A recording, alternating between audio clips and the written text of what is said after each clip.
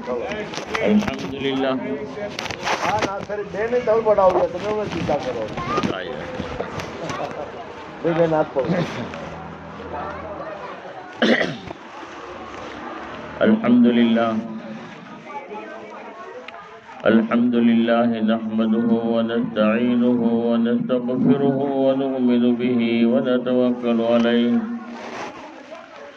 ونعوذ باللہ من شرور انفسنا ومن سیئات اعمالنا من يهده الله فلا مضل له ومن يضلله فلا هادي له ونشهد أن لا إله إلا الله وأشهد أن محمدا عبده ورسوله أما بعد فأعوذ بالله من الشيطان الرجيم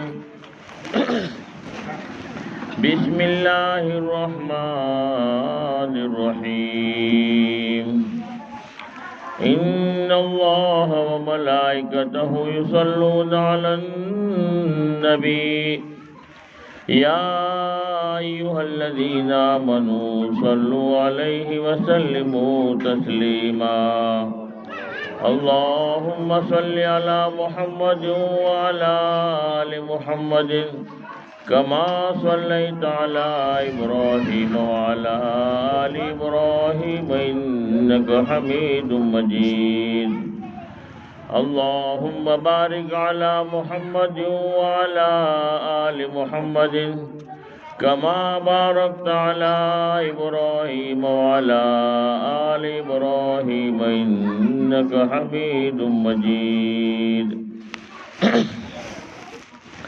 سلام اس پر کہ جس نے بے کسوں کی دستگیری کی سلام اس پر کہ جس نے بادشاہی میں فقیری کی سلام اس پر کہ جس نے چاند کے دو ٹکڑے فرمائے سلام اس پر کہ جس کے حکم سے سورج پلٹ آیا سلام اس پر کہ جس کی چاند تاروں نے گواہی دی سلام اس پر کہ جس کی سنگ پاروں نے گواہی دی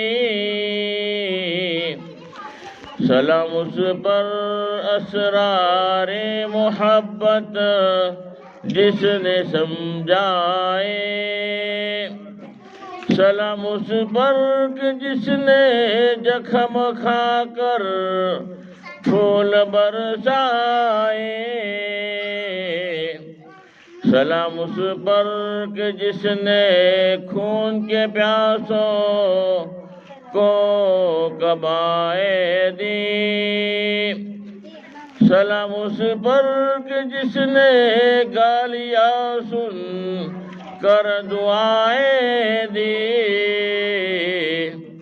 سلام اس پر کہ جن کا تذکرہ کر نا عبادت ہے سلام اس پر کہ جن کی زندگی رحمت ہی رحمت ہے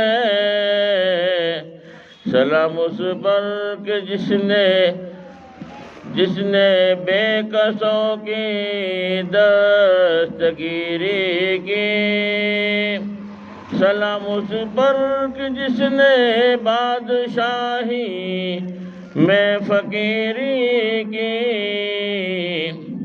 ایک مرتبہ درود پاک پڑھ لیں اللہم صلی علی محمد وعلی آلہ صلی علی سیدنا محمد وبارک وسلم موت آہستہ کر یہ بولی اب چلو ساتھ میرے بھائی حکم رب سے تمہیں لینے آئی، اب چلو ساتھ اے میرے بھائی، کیوں مجھے دیکھ کر ڈر گیا تو، ہاں کہ بے چین گھبرا گیا تو، زندگی ختم ہو گئی تمہاری، اب چلو ساتھ اے میرے بھائی، ساتھ جائے گا نہ مال دولت، تم کو ہو جائے گی اس سے نفرت، ساتھ جائے گی نیکی برائی، اب چلو ساتھ اے میرے بھائی، ٹوٹ جائے گا ہر ایک رشتہ، ساتھ دیں گے نہ بھائی نہ بیٹا، بچھڑ جائے گا تو سب سے ہائی، اب چلو ساتھ اے میرے بھائی، جب کہ تیرا جنازہ اٹھے گا، بچے رو رو کر کہیں گے یا اللہ، باپ سے ہو گئی اب جدائی، اب چلو ساتھ اے میرے بھائی، جا کے مٹی میں سونا پڑے گا، تکیہ بستر مٹی کا ہوگا،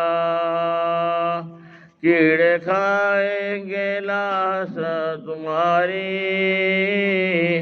اب چلو ساتھ اے میرے بھائی، موت آہستہ کر یہ بولی، اب چلو ساتھ اے میرے بھائی۔ ایک مرتبہ درود پاک پڑھ لیں۔ اللہم صلی علی محمد وعلی آلہ صلی اللہ سیدنا محمد وبارک وسلم۔ محترم میرے بھائیوں، دوستوں، بزرگوں اور میری عزیز ماں بہنیں، اللہ تبارک تعالیٰ کا بڑا کرم ہے، احسان ہے کہ اللہ رب العالمین نے ہمیں حضور پاک صلی اللہ علیہ وسلم کی امت کے اندر پیدا فرمایا۔ حضور پاک صلی اللہ علیہ وسلم پوری دنیا کے نبی بن کر آئے، قیامت تک آنے والے ہر ایک انسانوں کے نبی بن کر آئے، جو مانے اس کے بھی نبی، جو نہ مانے اس کے بھی نبی، قیامت تک پوری دنیا میں کوئی نبی نہیں آئے گا۔ اور حضور پاک صلی اللہ علیہ وسلم کا مقام اتنا اونچا مقام ہے کہ اللہ کے بعد اگر کسی کا مقام ہے تو حضور پاک صلی اللہ علیہ وسلم کا مقام ہے۔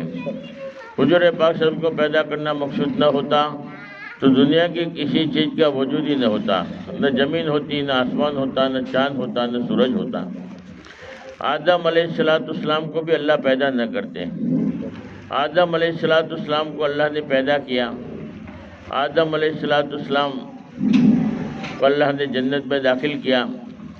اللہ نے حوا رضی اللہ تعالیٰ عنہ کو ان کی پسلی سے پیدا کیا، اور دونوں میاں بیوی جنت کے اندر رہتے تھے۔ آدم علیہ السلام کو اللہ تبارک تعالیٰ نے ایک چیز سے منع کیا تھا کہ ایک درخت کے قریب مت جانا۔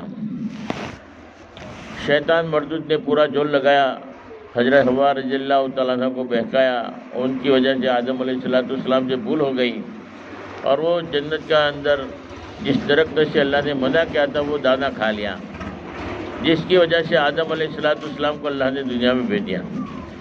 آدم علیہ السلام روتے رہے، اتنا روئے کہ آدم علیہ السلام کا رونا ایک طرف رکھ دیا جائے اور پوری امت کا رونا ایک طرف رکھ دیا جائے تو آدم علیہ السلام کا رونا بڑھ جائے گا، اتنا روئے ہیں۔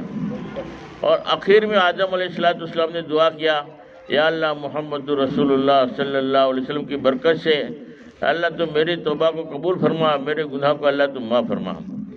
آدم علیہ السلام کو اللہ نے دعا قبول کیا، اور اللہ تبارک تعالیٰ نے آدم علیہ السلام کو پوچھا کہ آپ کو کیسے پتہ چلا کہ آپ نے ان کی برکت سے دعا مانگی؟ آدم علیہ السلام نے کیا فرمایا کہ جب مجھے پیدا کیا تھا اسی وقت میں نے عرش الہی پر لکھا ہوا دیکھا تھا، لا الہ الا اللہ محمد رسول اللہ صلی اللہ علیہ وسلم۔ اسی وقت میں سمجھ گیا تھا کہ جس نام کو اللہ نے اپنے نام کے ساتھ میں جوڑا ہو، اپنے نام کے ساتھ میں لگایا ہو، اس سے بڑھ کر کسی کا مقام نہیں ہو سکتا۔ اسی لیے میں نے محمد رسول اللہ صلی اللہ علیہ وسلم کی برکت سے دعا مانگی۔ آدم علیہ السلام کو اللہ تبارک تعالیٰ نے فرمایا کہ اگر ان کو پیدا کرنا مقصود نہ ہوتا تو میں تمہیں بھی پیدا نہ کرتا۔ تو آدم علیہ السلام جانتے تھے اللہ کے نبی کے مقام کو، اور جب جنت میں بھی آدم علیہ السلام حضرت حوا رضی اللہ تعالیٰ عنہ کے قریب گئے تو اللہ تبارک تعالیٰ نے منع کر دیا کہ تمہارا نکاح نہیں ہوا۔ بولے نکاح نہیں ہوا کیا ہوگا؟ بولے تم مہر ادا کرو تمہارا نکاح ہو جائے گا۔ تو بولے مہر کیا ادا کروں؟ تو اللہ تبارک تعالیٰ نے اس وقت بھی اپنے پیارے حبیب صلی اللہ علیہ وسلم پر درود پڑھوایا تھا کہ حضور پاک صلی اللہ علیہ وسلم کے اوپر درود پڑھ لو تمہارا مہر ادا ہو جائے گا۔ اس لیے آدم علیہ السلام حضور پاک صلی اللہ علیہ وسلم کی بہت تعریف کرتے تھے، بہت تعریف کرتے تھے۔ تو ان کے بیٹے شیش علیہ السلام وہ بھی نبی ہے، آدم علیہ السلام بھی نبی ہے، شیش علیہ السلام بھی نبی ہے، باپ بھی نبی ہے، بیٹا بھی نبی ہے۔ تو ایک مرتبہ شیش علیہ السلام نے آدم علیہ السلام سے عرض کیا کہ ابا جان آپ حضور پاک صلی اللہ علیہ وسلم کی اتنی زیادہ تعریف کرتے ہو، حالانکہ آپ کے اولاد میں پیدا ہونے والے ہیں، اخیر میں پیدا ہونے والے نبی ہیں، اور آپ اتنی زیادہ تعریف کرتے ہو، کیا بات ہے؟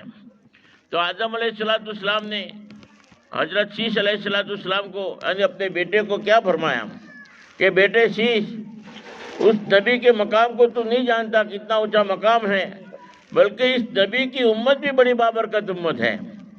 اس نبی میں پیدا ہونے والی امت جو ہے وہ بھی بڑی قیمتی امت ہے، اور آدم علیہ السلام نے اس امت کے مقام کو بیان کیا، نبی کا مقام نہیں بتایا بلکہ امت کا مقام بتایا کہ امت کتنی بابرکت امت ہے۔ آدم علیہ السلام نے فرمایا بیٹے شیش، تیرے ابا سے ایک غلطی ہوئی، ایک بھول ہوئی، اللہ نے جو دانا کھانے کو منع کیا تھا وہ دانا آدم علیہ السلام نے کھا لیا تھا۔ ایک غلطی ہوئی، ایک بھول ہوئی، اللہ تبارک تعالیٰ نے سب سے پہلے جنت کا لباس اتار دیا، کپڑے اتار دیے، اور وہ امت آئے گی حضور پاک صلی اللہ علیہ وسلم کی امت ہوگی، بڑی بابرکت امت ہوگی، بڑی خوش نصیب امت ہوگی۔ وہ گناہ کرے گی، گناہ پر گناہ، گناہ پر گناہ، گناہ پر گناہ کرے گی، پھر بھی اللہ تبارک تعالیٰ ان کے کپڑے نہیں اتارے گا۔ آج ہم نے جو کپڑے پہنے ہیں وہ ہمارے نبی کے صدقے میں ہیں، ہم ہمارے نبی کو نہ بھولیں، ہمارے نبی کا کتنا اونچا مقام ہے۔ اس نبی کی برکت سے اللہ نے ہمارے کپڑے کی حفاظت کیا ہے، ورنہ ہم نے گناہ کرنے میں کوئی کمی نہیں رکھی۔ اور پھر آدم علیہ السلام نے دوسری بات بتائی، بیٹے شیش تیرے ابا سے ایک غلطی ہوئی، اللہ تبارک تعالیٰ نے جنت کے اندر یعنی لباس اتار دیا، اور دوسری بات یہ بتائی ایک غلطی ہوئی، اللہ پاک نے جنت سے بھی نکال دیا، مکان سے جدا کر دیا، اللہ نے دنیا میں بھیج دیا، اور وہ امت آئے گی حضور پاک صلی اللہ علیہ وسلم کی امت ہوگی، بڑی بابرکت امت ہوگی، گناہ کرے گی، گناہ پر گناہ، گناہ پر گناہ، گناہ پر گناہ کرے گی، پھر بھی اللہ تبارک تعالیٰ نہ ان کے کپڑے اتارے گا اور نہ ان کو مکان سے بھی جدا کرے گا۔ تو جس مکان میں رہتے ہیں ہمارے نبی کے صدقے میں رہتے ہیں، کپڑے نبی کے صدقے میں ہیں، مکان نبی کے صدقے میں ہیں۔ پھر عجیب بات بتائی آدم علیہ السلام نے، بیٹے شیش تیرے ابا سے ایک غلطی ہوئی، اللہ نے کپڑے بھی اتار دیے، مکان سے بھی جدا کر دیا، اور بیوی سے بھی الگ کر دیا۔ آدم علیہ السلام کو لنکا میں اتارا، حضرت حوا رضی اللہ تعالیٰ عنہ کو جدہ میں اتارا۔ بعض روایت کے مطابق 300 سال کے بعد میں دونوں کی ملاقات عرفات کے میدان میں ہوئی، 300 سال کے لیے اللہ نے الگ کر دیا ایک غلطی کی وجہ سے۔ اور وہ امت آئے گی حضور پاک صلی اللہ علیہ وسلم کی امت ہوگی، بڑی بابرکت امت ہوگی، وہ گناہ کرے گی، گناہ پر گناہ، گناہ پر گناہ، گناہ پر گناہ کرے گی، پھر بھی اللہ تبارک تعالیٰ نہ کپڑے اتاریں گے، نہ مکان سے جدا بھی کرے گا، اور نہ بیوی بچوں سے الگ کرے گا۔ آج ہم بیوی بچوں کے ساتھ میں رہتے ہیں، ہمارے نبی کے صدقے میں رہتے ہیں۔ اور پھر عجیب بات بتائے، آدم علیہ السلام فرماتے ہیں تیرے ابا سے ایک غلط ہوئی، اللہ رب العالمین نے کپڑے اتار دیے، مکان سے جدا کیا، بیوی سے الگ کر دیا، اور پوری دنیا میں ظاہر کر دیا، قرآن میں، زبور میں، تورات میں، انجیل میں، اور قیامت تک کے آنے والے ہر ایک انسان کو پتہ چل جائے گا کہ آدم علیہ السلام سے ایک بھول ہوئی، آدم علیہ السلام سے ایک غلطی ہوئی۔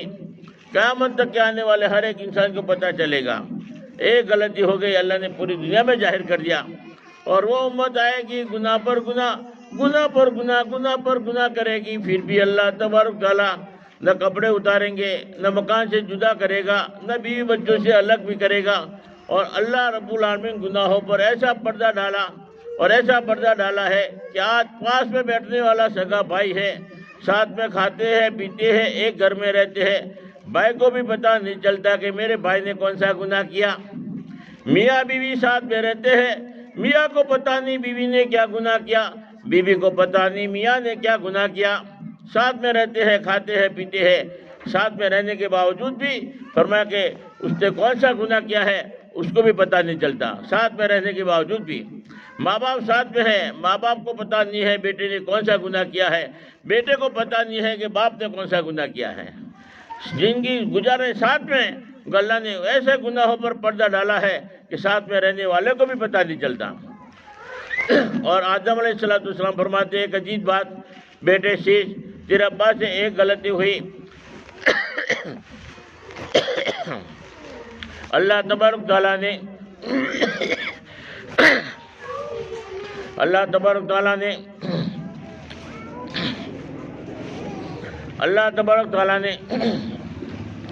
فرمایا کپڑے بھی اتار دیے، فرمایا مکان سے جدا کیا، بیوی بچوں سے الگ کر دیا، پوری دنیا میں ظاہر بھی کر دیا۔ اور عجیب بات یہ بتائے، اللہ نے اتنا رلایا، اتنا رلایا، آدم علیہ السلام کا رونا ایک طرف،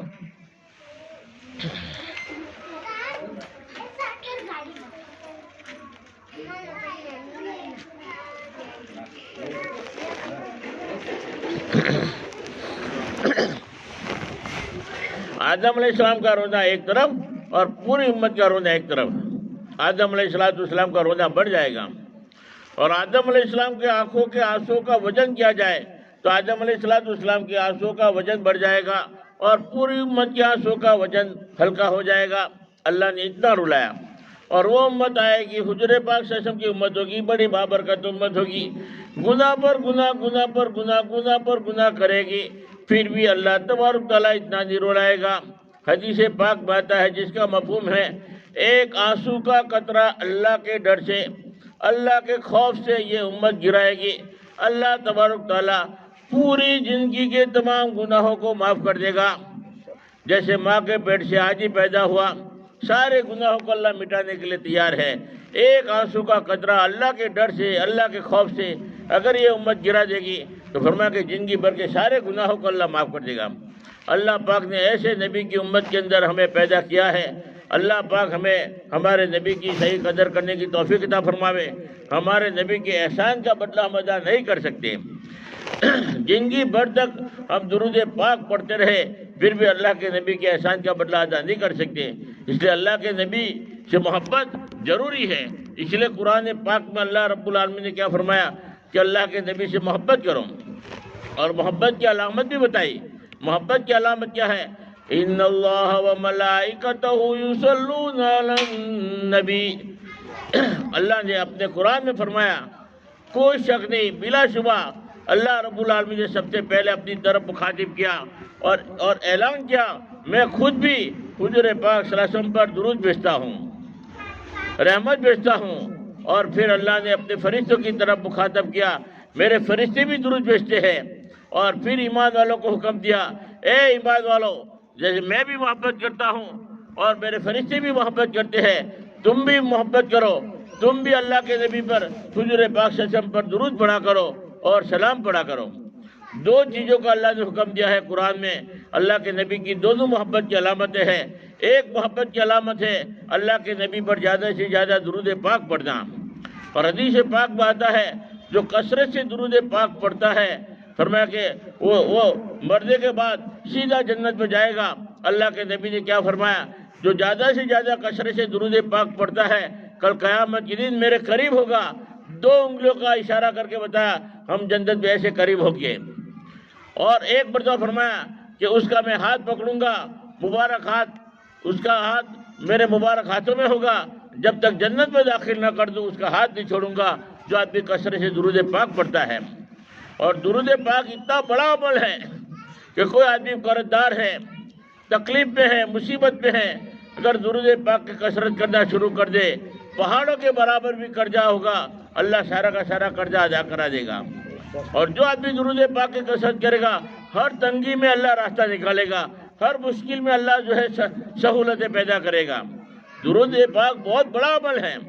ہم جے پور میں جماعت میں تھے 4 مہینے میں، تو وہاں کے بہت بڑے ذمہ دار ساتھی کا بیان تھا میدان میں، تو انہوں نے یعنی بیان میں ایک عجیب بات بتائی کہ جو آدمی ایک مرتبہ درود پاک پڑھتا ہے اللہ رب العالمین نے ایک فرشتہ بنایا ہے جس فرشتے کے 600 پر ہے، 2 پر اتنے بڑے ہیں مشرق سے لے کر مغرب تک ڈھک جاوے، ایسے 600 پر والا فرشتہ اللہ پاک نے بنایا ہے۔ جو ایک مرتبہ آدمی درود پاک پڑھتا ہے تو وہ 600 پر والا فرشتہ سمندر میں غوطہ لگاتا ہے، سمندر میں غوطہ لگانے کی وجہ سے ان کے پروں میں جو پانی بھر جاتا ہے اور وہ باہر نکلنے کے بعد اپنے پروں کو فڑفڑاتا ہے، اور پروں کو فڑفڑانے کی وجہ سے جتنے پانی کے قطرے نیچے گریں گے اسی کی بقدر اللہ تبارک تعالیٰ فرشتوں کو پیدا کریں گے، اور وہ تمام کے تمام فرشتے قیامت تک اس کے لیے مغفرت کی دعا کرتے رہتے ہیں۔ ایک مرتبہ درود پاک پڑھنا کتنا بڑا عمل ہے۔ اللہ پاک ہمیں زیادہ سے زیادہ درود پاک پڑھنے کی توفیق عطا فرماوے۔ جو زیادہ سے زیادہ درود پاک پڑھتا ہے فضائل اعمال میں لکھا ہے موت سے پہلے اپنا ٹھکانہ جنت میں دیکھ لے گا۔ بہت بڑا عمل ہے درود پاک، اللہ کے نبی سے محبت کی علامت ہے۔ اور دوسرا عمل اللہ کے نبی پر زیادہ سے زیادہ سلام پڑھا۔ زیادہ سے زیادہ سلام پڑھنا، سلام پڑھنے سے سلامتی ملتی ہے، اور سلام پڑھنے کا طریقہ اللہ کے نبی نے بتایا کہ اللہ کے نبی پر سلام کیسے پڑھنا۔ صحابہ کرام نے عرض کیا کہ ہمیں تو درود پڑھتے ہیں، درود پڑھنے کا تو طریقہ ہمیں معلوم ہے، سلام پڑھنے کا طریقہ کیا ہے؟ تو اللہ کے نبی نے کیا فرمایا کہ سلام کیسے پڑھنے کا؟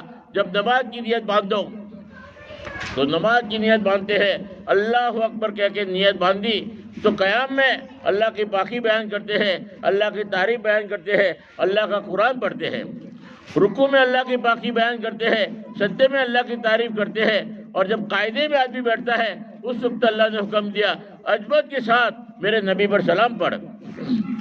آدمی جب قاعدے میں بیٹھتا ہے تو کیا پڑھتا ہے؟ التحیات للہ والصلوات والطیبات، السلام علیک ایھا النبی ورحمۃ اللہ وبرکاتہ، آپ پر سلامتی ہو، رحمت بھی ہو، برکت بھی ہو۔ السلام علیک ایھا النبی، اے نبی آپ پر سلامتی ہو، رحمت بھی ہو، برکت بھی ہو۔ یہ ہر نماز میں اللہ کے نبی پر سلام پڑھنا واجب ہے۔ جو آدمی اللہ کے نبی پر سلام نہیں پڑھتا اس کی نماز مکمل نہیں ہے، اس کی نماز معتبر نہیں ہے، اس کی نماز مردود ہے، اس کی نماز دوبارہ پڑھنی پڑے گی اگر سلام پڑھنا بھول گیا ہے۔ تو اللہ کے نبی پر سلام پڑھنے کا اللہ نے حکم دیا، اور اللہ کے نبی کی شان شان کہ اللہ کے نبی کا مقام، اللہ کے بعد اگر کسی کا مقام ہے تو اللہ کے نبی کا مقام ہے، اور اللہ کے نزدیک سب سے زیادہ محبوب عمل اگر کوئی ہے تو وہ نماز ہے۔ اس لیے اللہ نے حکم دیا نماز میں میرے حبیب پر سلام پڑھو۔ تو ہر نماز میں سلام کا پڑھنا واجب ہے۔ اور یہ نماز میں جو اتحیات ہے وہ پورا کا پورا معراج کا قصہ ہے کہ جب اللہ کے نبی معراج میں گئے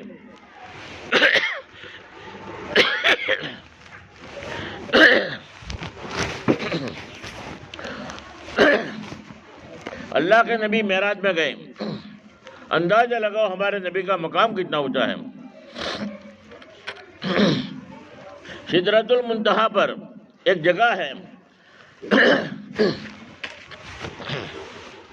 وہاں فرشتہ بھی رک جاتا ہے، جبریل علیہ السلام بھی رک جاتے ہیں، اور جبریل علیہ السلام عرض کرتے ہیں آپ کے علاوہ کوئی نہیں جا سکتا، آپ ہی کا مقام ہے، آپ جا سکتے ہیں۔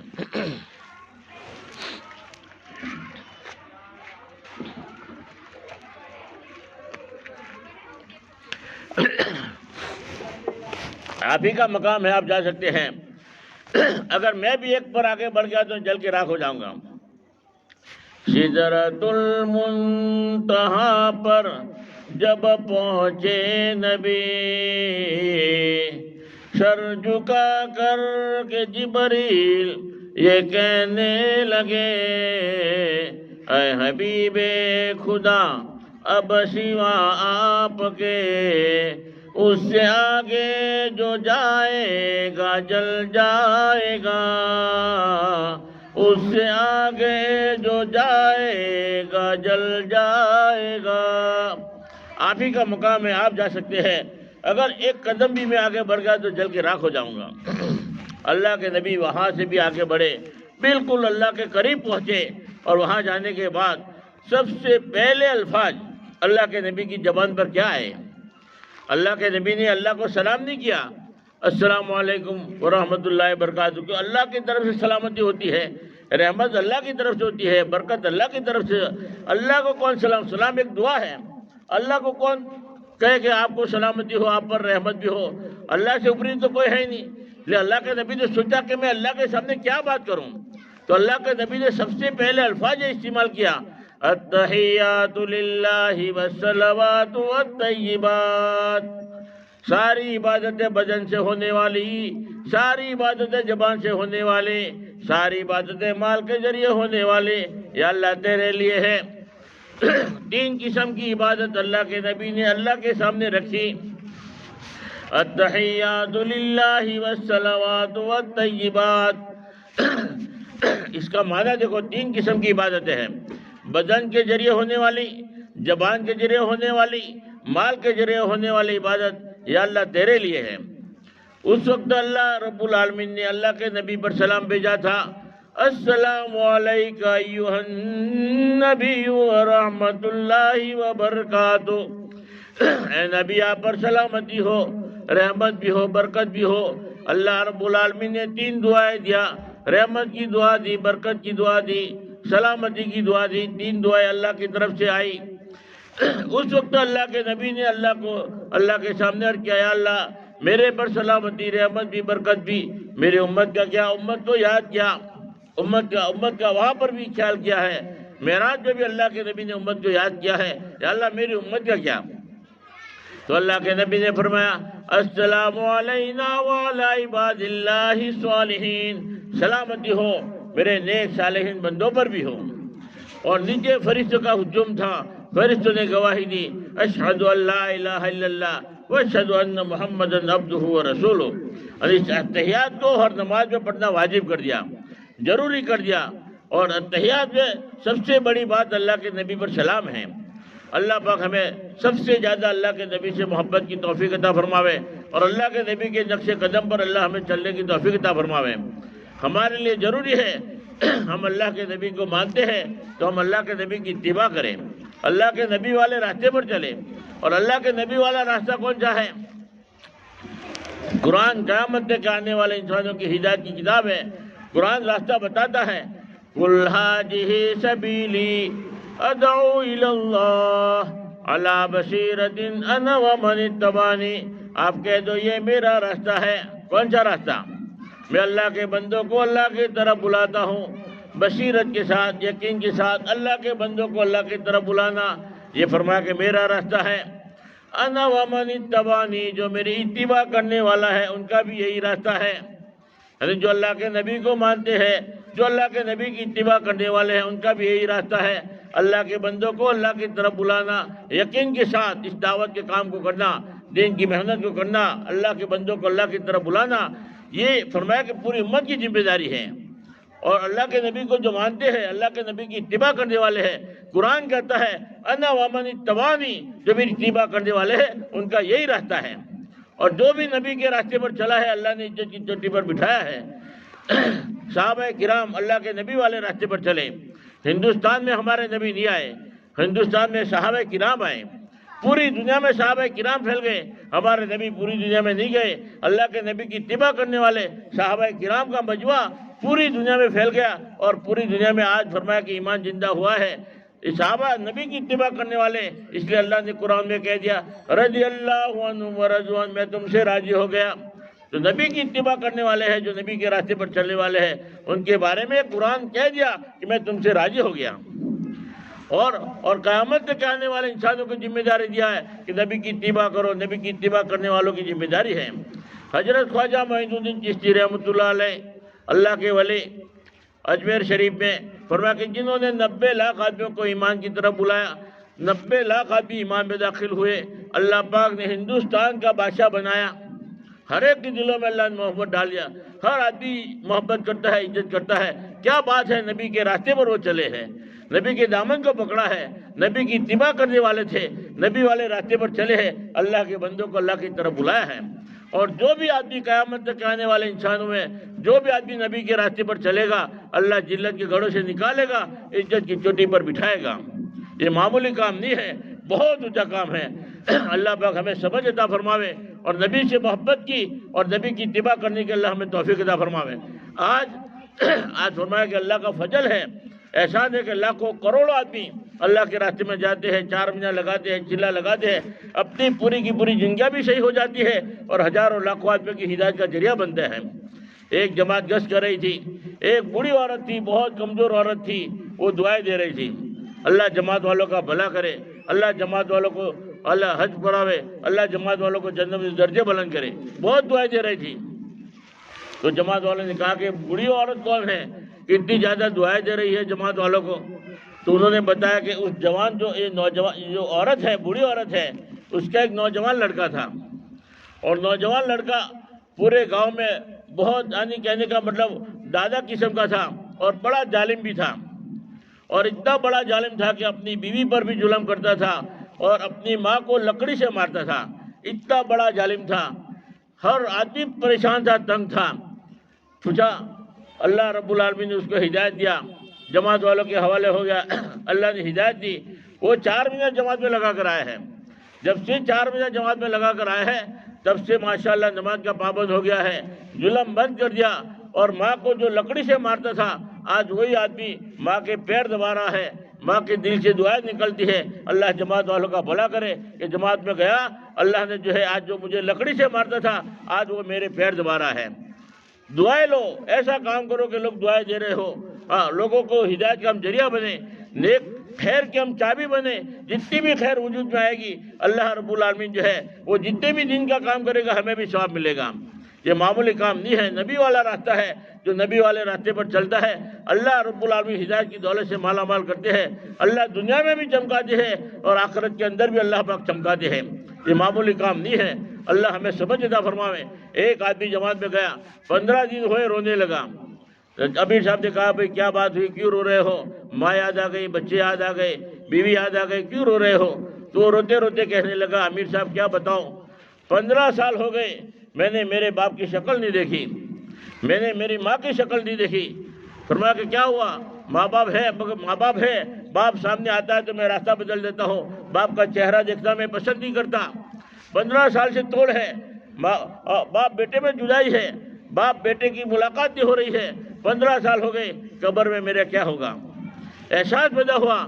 اللہ کے راستے میں نکلنے کے بعد ہدایت کا نور آتا ہے, ہدایت آتی ہے تو احساس پیدا ہوتا ہے کہ میں غلط چل رہا ہوں. امیر صاحب نے کہا کہ تم اپنے ابا سے معافی مانگو. اس نے روتے ہوئے خط لکھا.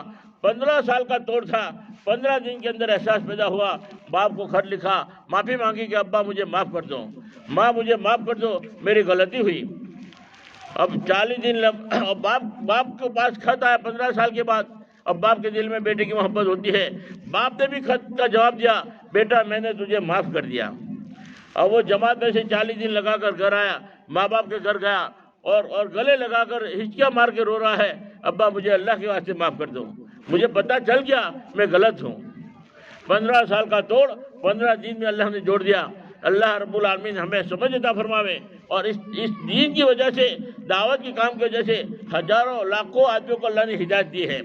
یہ معمولی کام نہیں ہے, بہت اونچا کام ہے, نبی والا کام ہے. یہ تو جو آدمی دین کا کام کرتا ہے احساس پیدا ہوتا ہے کہ میں دین کی کہاں گزارا ہوں، کیسے گزارنا چاہیے. اور اللہ پاک دنیا میں بھی اللہ جو ہے برکت کے دروازے کھولتے ہیں، اور لوگ تعجب کر رہے ہیں کہ یہ پورا دن جماعت کا کام کرتا ہے، وہ کماتا بھی نہیں ہے، کہاں معلوم کہاں سے آتا ہے. لوگ سوچنے پر مجبور ہے، جب آدمی اللہ کا ہو جاتا ہے تو اللہ اس کا ہو جاتا ہے. اللہ ایسے اسباب پیدا کرتے ہیں کہ وہ ہمیں گمان بھی نہیں ہوتا، اور اللہ رب العالمین روزی کے ایسے آسانی والے دروازے کھولتے ہیں. ہم نے بہت سارے لوگوں کو دیکھا ہوگا جو قرضوں میں ڈوبے ہوئے تھے، اور اللہ نے سارا قرضہ ادا کر دیا، ملکوں کا سفر کر کے آئے، حج کر کے آئے. اللہ نے اور نوازا ہے. اللہ ہمیں اللہ کے نبی سے سچی محبت پیدا فرماوے، اور نبی کے راستے پر اللہ ہمیں چلنے کی اللہ ہمیں توفیق عطا فرماوے. اللہ پاک دین یہ قرآن کہتا ہے قیامت کے آنے والے انسانوں کی ہدایت کی کتاب ہے. قرآن کہتا ہے کہ تم بہترین امت اسی لیے ہو کہ تم نبی والے کام کرتے ہو. کنتم خیر امت اخرجت للناس تأمرون بالمعروف وتنہون عن المنکر وتؤمنون باللہ. تم بہترین امت ہو. کیوں بہترین امت ہو؟ کہ اچھے کاموں کا حکم کرتے ہو، برے کاموں سے منع کرتے ہو، اور اللہ کی ذات پر ایمان رکھتے ہو، اس لیے تم بہترین امت ہو. اللہ امت جو بہترین امت کا لقب دیا ہے اس دین کی محنت کی وجہ سے. اور جو دین کا کام کرے اللہ کے نزدیک سب سے بڑا، سب سے اچھا آدمی وہی ہے اللہ کے نزدیک. قل ھذہ سبیلی ادعو الی اللہ علی بصیرۃ انا ومن اتبعنی. یہ اللہ کے نبی والا راستہ ہے. اور جو نبی والے راستے پر چلتا ہے اللہ کے بندوں کو اللہ کی طرف بلاتا ہے. ومن احسن قولا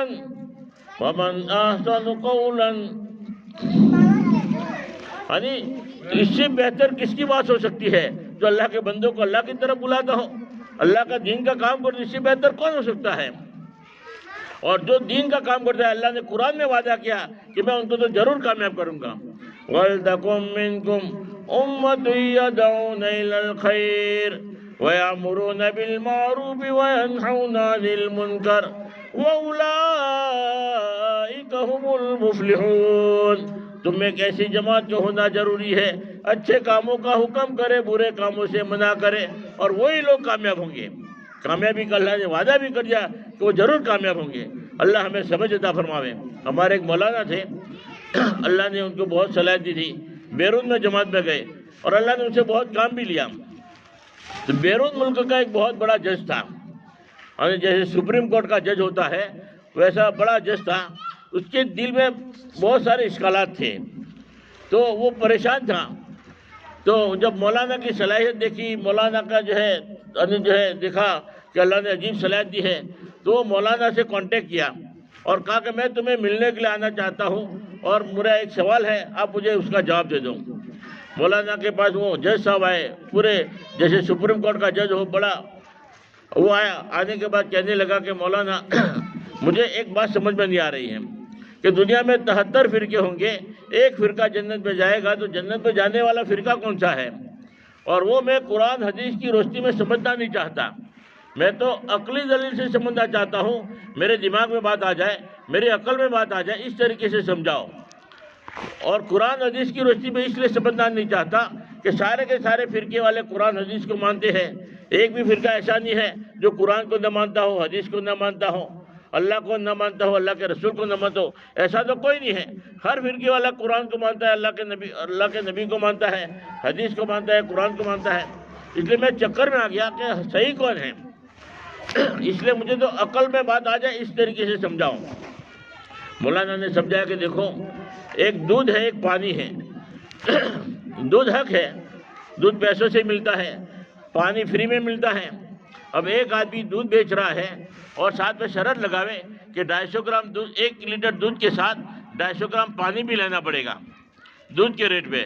اب پورا دن بیٹھا رہے گا، اس کا دودھ نہیں بکے گا، کیونکہ پانی تو فری میں ملتا ہے. پانی کون لے گا؟ ہر آدمی کہے گا کہ دودھ دینا ہے تو دے دو، پانی ہم نہیں خریدے گا، پانی تو فری میں ملتا ہے، دودھ کا پیسہ دیتے ہیں، دودھ لے دو.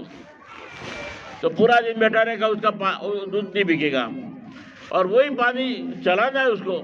اب وہی 1 لیٹر دودھ کے اندر اگر پانی کو چلانا ہے تو چلتا نہیں ہے، باطل ہے، کبھی نہیں چلے گا. اور اس کو چلانا ہے تو کیا کرنا پڑتا ہے؟ 1 لیٹر دودھ کے اندر وہی 250 گرام پانی ملا دو، اور وہ 250 گرام پانی ملا دیا، اب سامنے دودھ ہی نظر آ رہا ہے پانی مگر چھپا ہوا ہے، پانی ہے، دودھ ہے، اس میں 250 گرام پانی بھی ملا ہوا ہے مگر پانی نظر نہیں آ رہا ہے، پانی چھپا ہوا ہے۔ اب فرمایا کہ وہی دودھ پانی والا ہے، ڈاکٹر بھی خریدے گا، انجینئر بھی خریدے گا، سارے کے سارے لوگ خریدیں گے، کیوں کہ پانی ہے مگر چھپا ہوا ہے۔ پہلے الگ تھا، کوئی نہیں خرید رہا تھا، اب اندر ہے پانی مگر چل رہا ہے، کیوں چل رہا ہے کہ سامنے دودھ نظر آ رہا ہے۔ تو 72 فرقے جو چل رہے ہیں، 73 چل رہے ہیں، اس میں سامنے حق ہوتا ہے، جیسے پانی چھپا ہوا ہے اس لیے چلتا ہے، ویسے باطل چیز چھپی ہوئی رہتی ہے اس لیے سب فرقے چلتے ہیں۔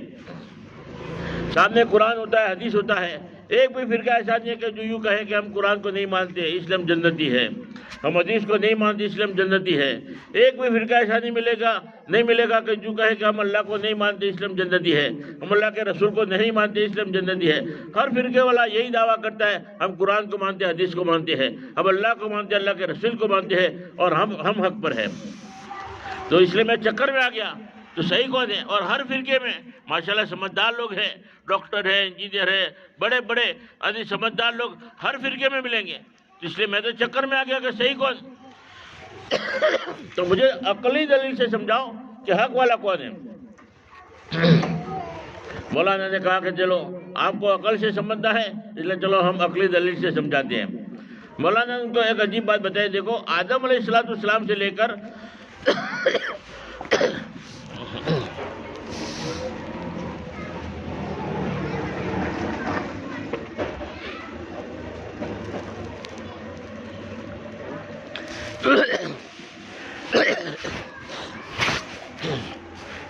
آدم علیہ السلام سے لے کر حضور پاک صلی اللہ علیہ وسلم کے زمانے تک جتنے بھی انبیاء کرام علیہ السلام آئے، کم و بیش 1,24,000 انبیاء کرام علیہ السلام آئے، سارے کے سارے نبی حق پر تھے نہ حق پر تھے؟ تو فرمایا کہ جتنے بھی نبی آئے سب حق پر ہیں، اور فرمایا کہ جس نے نبی کی بات کو مانا، بولے جس نے نبی کی بات کو مانا وہ بھی حق پر ہے۔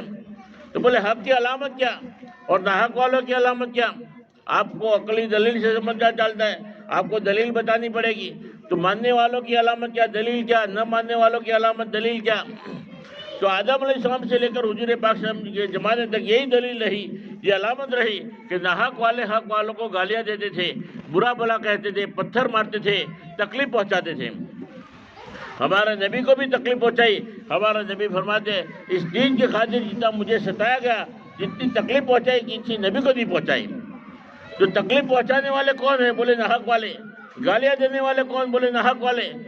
بولے آپ کو سمجھ میں آتا گئی؟ اور جتنے بھی نبی تھے برداشت کرتے تھے اور کسی کو گالی نہیں دیا، کسی کو تکلیف نہیں پہنچائی، جتنے بھی نبی ہیں سب حق والے ہیں۔ اور حق والوں کی علامت کیا ہے؟ برداشت کرنا، تکلیف نہیں پہنچانا، گالیاں نہیں دینا۔ اور پھر نبی کی بات کو ماننے والے وہ بھی حق پر۔ تو ماننے والوں کی علامت کیا، نہ ماننے والوں کی علامت کیا؟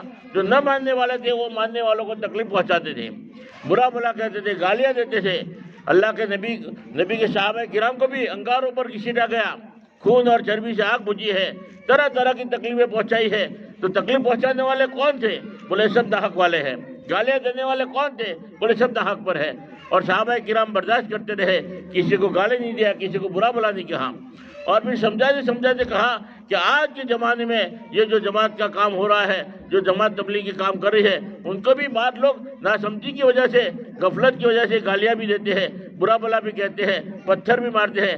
بولے آپ اور یہ بیچارے برداشت کرتے ہیں، کسی کو گالی نہیں دیتے، کسی کو برا بھلا نہیں کہتے۔ جج صاحب نے کہا حق سمجھ میں آ گیا، حق سمجھ میں آ گیا۔ حق والوں کی علامت یہ ہے کسی کو گالی نہ دینا، کسی کو برا بھلا نہ کہنا، کسی کو تکلیف نہیں پہنچانا۔ یہ نبی والا راستہ ہے، یہ نبی کی بات کو آدمی جو ہے چلنے والے ہیں۔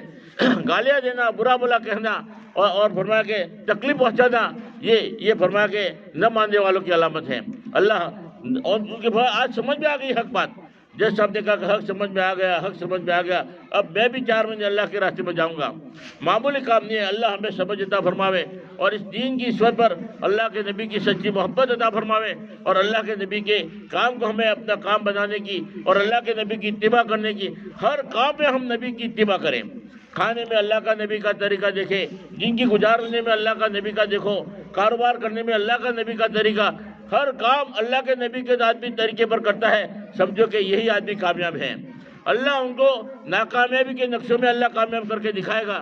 اللہ نے قرآن میں سارے واقعات بیان کیے پہلے امتوں کے کہ دیکھو جس نے نبی کی بات کو مانا تھا اللہ نے کامیاب کیا ہے، اور جس نے نبی کی مخالفت کی تھی، چاہے وقت کا بادشاہ تھا قارون، حامان، فرعون، کو اللہ نے ناکام کیا، حکومتیں تھی، سب کچھ تھا، پھر بھی اللہ نے ناکام کیا، برباد کر دیا، اور ایسا جلیل کیا کہ کوئی ماں باپ اپنے بیٹے کا نام رکھنے کو تیار نہیں کہ میں میرے بیٹے کا نام فرعون رکھوں گا، میں میرے بیٹے کا نام قارون رکھوں گا، میں میرے بیٹے کا نام حامان رکھوں گا۔ اللہ نے نام کو بھی جلیل کیا۔ قرآن قیامت تک آنے والے انسانوں کی عبرت کے لیے واقعہ بیان کیا ہے کہ تم بھی نبی کے راستے پر چلو گے، نبی کی بات کو مانو گے، نبی کے نقشے قدم پر چلو گے تو ناکامیابی کے نقشوں میں اللہ تمہیں کامیاب کرے گا، اور ورنہ کامیابی کے نقشوں میں بھی اللہ ناکام کر کے بتائے گا۔ ابراہیم علیہ السلام کو ناکام کرنے کے لیے آگ جلائی، آگ کے اندر ڈالا گیا نمرود تھے، اللہ نے آگ کو حکم کر دیا میرے ابراہیم کے لیے گلے گلزار بن جا۔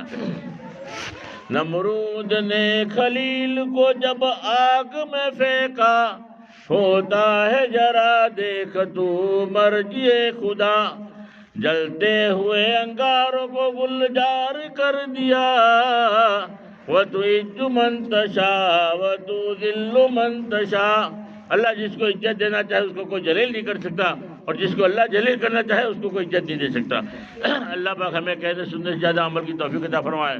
اب آخر میں ایک نصیحت ہے نظم کے انداز میں، عمل کرنے کی نیت سے سن لو، اس کے بعد میں انشاءاللہ دعا کر لیں گے۔ میرے دوستو زندگی ایک سفر ہے، کہیں ٹھہر جانے کی کوشش نہ کرنا، یہ دنیا بڑی بے وفا ہے سنبھلنا، کہیں دل لگانے کی کوشش نہ کرنا، یہی یاد رکھنا ہے نصیحت ہماری، لو اب الوداع الوداع ہے ہماری، اگر دل میں عشق محمد نہیں ہے تو کعبہ کو جانے کی کوشش نہ کرنا، اگر دل میں عشق محمد نہیں ہے تو مدینہ کو جانے کی کوشش نہ کرنا، یہی یاد رکھنا ہے نصیحت ہماری، لو اب الوداع الوداع ہے ہماری،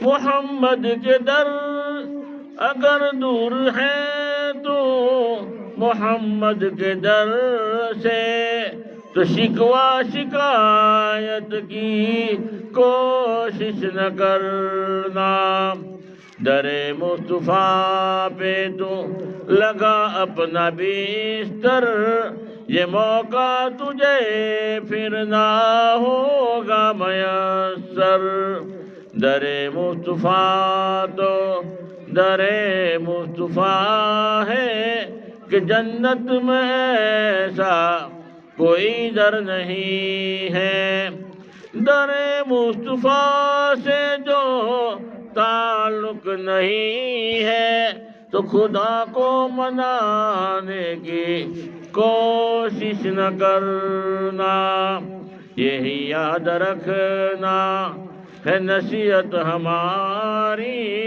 لو اب الوداع الوداع ہے ہماری، یہ لو میرا قرآن یہ ہے میری سنت، یہ دکھلائے گی تم کو یہی راہ جنت، اگر دل میں کامل یقین نہ ہو تو پھر ہاتھ اٹھانے کی کوشش نہ کرنا، یہ ابلیس ملعون دشمن ہمارا کہیں لوٹ نہ لے ایمان ہمارا، مسائل سے گھبرا کر اے نوجوانوں کہیں ڈگمگانے کی کوشش نہ کرنا، نبی کے نواسوں نے راہ خدا میں گردن کٹائی جھکائی نہیں تھی، اگر راہ میں کوئی کانٹے بچھائے تو اسے پھر ستانے کی کوشش نہ کرنا، برائی کا بدلہ برائی نہیں ہے، شرافت تو یہ ہے بھلائی کرو تم، پڑے جو مصیبت صبر سے اٹھانا، مگر دل کسی کا نہ ہرگز دکھانا، یہی یاد رکھنا ہے نصیحت ہماری، لو اب الوداع الوداع ہے ہماری، سنو دل سے یارو سلام آخری ہے، محفل ہماری کلام آخری ہے، اگر ہم سے کوئی خطا ہو گئی ہو، اگر ہم سے کوئی خفا ہو گئے ہو، رہے ساتھیوں تم ناراض ہو کر کہیں دل دکھانے کی کوشش نہ کرنا، دعا کر لو یارو جدا ہو رہے ہیں، رہی زندگی تو پھرا کر ملیں گے، اگر مر گئے تو دعا کرتے رہنا، آنسو بہانے کی کوشش نہ کرنا، مگر ایک عرض ہے اپنی دعا میں، ہمیں بھول جانے کی کوشش نہ کرنا، دعا کرنا۔ اللہم صلی علی محمد وعلی آلہ صلی اللہ سیدنا محمد وبارک وسلم۔ یا اللہ تو ہمارے گناہوں کو معاف فرما، رحم کا کرم کا عافیت کا تربیت کا معاملہ فرما، یا اللہ جتنی بھی ماں بہنیں یہاں آئی ہے جڑی ہے، یا اللہ سب کو حج بیت اللہ نصیب فرما، سب کی جائز مقاصد حاجتوں کو پوری فرما، یا اللہ جن مرحومین کی ایصال ثواب کے لیے ہمیں یہاں جمع ہوئے ہیں، یا اللہ مرحومین کی اللہ تو مغفرت فرما، ان کی قبروں کو نور سے منور فرما، یا اللہ جنت الفردوس میں جگہ عطا فرما، یا اللہ بال بال مغفرت فرما، جتنے بھی اعمال جنہوں نے کیا ہے، یا اللہ جنہوں نے جو بھی پڑھا ہے، یا اللہ تو یا اللہ ان کو یا اللہ ثواب پہنچا دے، یا اللہ ان کی قبر کو نور سے منور فرما، یا اللہ ہمیں بھی جن کی صحیح گزارنے کی توفیق عطا فرما، اللہ کے نبی سے محبت پیدا فرما، اللہ کے نبی کے راستے پر چلنے کی توفیق عطا فرما، اللہ کے نبی کی اتباع کرنے کی توفیق عطا فرما، صحیح یقین پیدا فرما، ہمارے صحیح اخلاق بنا دیں، ہمدردی محبتیں پیدا فرما لیں، یا اللہ اخلاص کے ساتھ ہر عمل کرنے کی توفیق عطا فرما، یا اللہ جو پریشان حال ہیں ان کی پریشانی دور فرما، جو بیمار ہیں ان کو شفائے کامل عاجل عطا فرما، جو بے روزگار ہیں ان کے لیے غیب سے روزی کا انتظام فرما، جو مقروض ہیں ان کی قرضوں کی ادائیگی کی شکل صورتیں پیدا فرما، یا اللہ جو بغیر شادی شدہ ان کے غیب سے جوڑے کا انتظام فرما، جو شادی شدہ ہیں ان کو نیک اولاد عطا فرما، یا اللہ جن کی اولاد ان کو نیک بنا دے، فرما بردار بنا دے، یا اللہ جن کے ماں باپ موجود ہیں ان کی صحیح قدر کرنے کی توفیق عطا فرما، یا اللہ جن کے ماں باپ قبروں میں پہنچ چکے ہیں، یا اللہ ان کی بال بال مغفرت فرما، ان کی قبروں کو نور سے منور فرما، جنت الفردوس میں جگہ عطا فرما، یا اللہ ہمیں دعا مانگنا بھی نہیں آتا، جو مانگا وہ بھی عطا فرما، جو مانگنے سے رہ گا اپنی شان عطا فرما، حضور پاک صاحب نے جتنی خیر کی لائن کی دعائیں مانگی ہے ان سب میں ہمارا بھرپور حصہ عطا فرما، جن شرور سے پناہ چاہی ہے ان سب سے ہماری حفاظت فرما، ان اللہ و ملائکتہ یصلون علی النبی یا ایھا الذین آمنوا صلوا علیہ وسلموا تسلیما، اللہم صلی علی محمد وعلی آلہ صلی علی سیدنا محمد مبارک وسلم، سبحان ربک رب العزۃ عما یصفون وسلام علی المرسلین والحمد للہ رب العالمین برحمتک یا ارحم الراحمین۔ اللہ